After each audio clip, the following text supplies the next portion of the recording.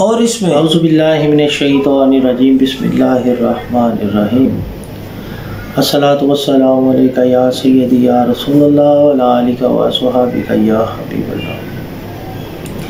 इब्तिदा है अल्लाह ताला के पाक नाम से जो खालिक भी है और मालिक भी है, जो शह रग से भी ज़्यादा करीब है, जिसके कब्ज़ा एक कुदरत में इस तमाम जहान की जान है।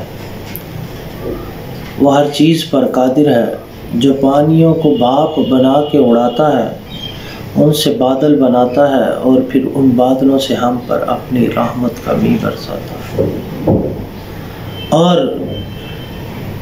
हमें तरह तरह के मेवे खाने के लिए अता फरमाता है। अपनी हज़ार हा नेमतें रहमतें हमें अता फरमाता है। हज़ारों करोड़ों बेशुमार दरूदो सलाम उस हस्ती पर के जो जाने कायनात हैं, जो ईमाने कायनात हैं और जो कायनात की रूह हैं, हज़ूर मोहम्मद सल्लल्लाहु अलैहि वसल्लम की ज़ात अक़दस पर, कि जिनके सदक़े से इस जहां में ये रौनकें बाकी हैं, इस जहां में ये रोशनियां बाकी हैं, इस जहां में ये चमक बाकी है, इस जहां में ये दमक बाकी है। आज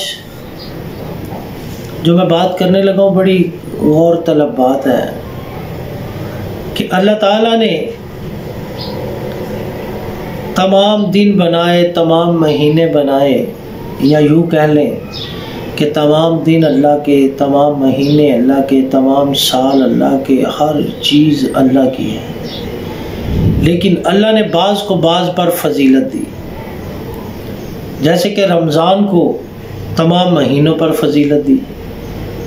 रमज़ान में एक रात आती है लैलतुल क़द्र, जिसका ज़िक्र कुरान में अल्लाह ने फरमाया इस तरह के 1000 महीनों से बेहतर है। 1000 महीनों से बेहतर वो रात है। उस रात की एक रात की इबादत कई महीनों से बेहतर है। उसका अजर इतना है कि शुमार नहीं किया जा सकता, जिसमें रूह और रूहुल आलमीन मलाइका ज़मीन पर आते हैं और अल्लाह ताला अपनी रहमतें अता फरमाता है। इसी तरह तमाम अंबिया में मेरे आका को फजीलत हासिल है। न उन जैसा कोई आया, न कोई आएगा। उनकी नबूवत क़यामत के बाद तक भी कायम रहेगी। अल्लाह ताला ने अपने बंदे को ये फजीलत अता फरमाई। अल्लाह ताला ने अपने महीनों को, अपने दिन को, अपनी रातों को फजीलत अता फरमाई। हालांकि दिन भी उसी के हैं, रातें भी उसी की हैं, सब कुछ उसी का है, लेकिन बाज़ को बाज़ पर अल्लाह ने फजीलत अता फरमाई।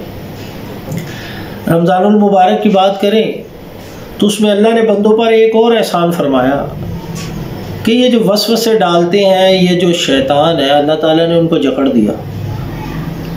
रमज़ानुल मुबारक में शयातीन जकड़े जाते हैं ताकि बंदा मोमिन को, अल्लाह के बंदों को वसवसे ना डालें, उनको अल्लाह की रहमत से महरूम ना कर दें, उनको अल्लाह की तरफ जाने से ना रोकें।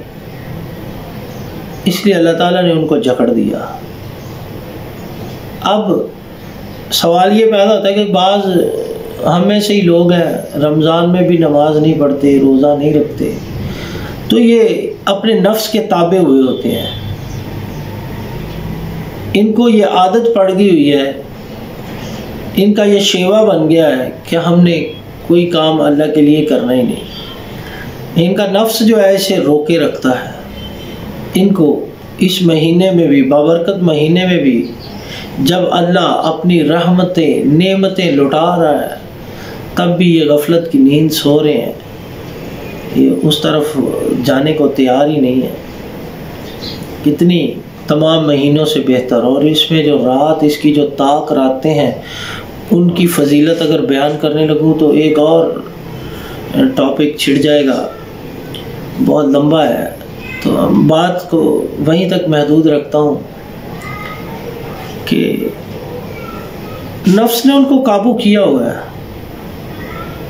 हुज़ूर सल्लल्लाहु अलैहि वसल्लम ने फरमाया कि खाक आलूद हो उसकी नाक, खाक आलूद हो उसकी नाक, खाक आलूद हो उसकी नाक। सहाबा ने अर्ज़ किया, या रसूलुल्लाह सल्लल्लाहु अलैहि वसल्लम, किसकी नाक खाक आलूद हो? आपने फरमाया कि जो मेरा नाम सुने और मुझ पर दरूद ना भेजे। दूसरा वो शख्स जो रमज़ान को पाले और उसकी बख्शिश ना हो सके, यानी वो अपनी बख्शिश करवा ना सके, नेक अमल करके अल्लाह से तौबा इस्तिग़फ़ार करके सरकार पर दरूद भेज कर अपनी बख्शिश ना करवा सके, रोज़ा रख के अपनी बख्शिश ना करवा सके। क्योंकि अल्लाह ताला ने फरमाया रोज़ा मेरे लिए है और मैं ही उसकी जज़ा देता हूँ।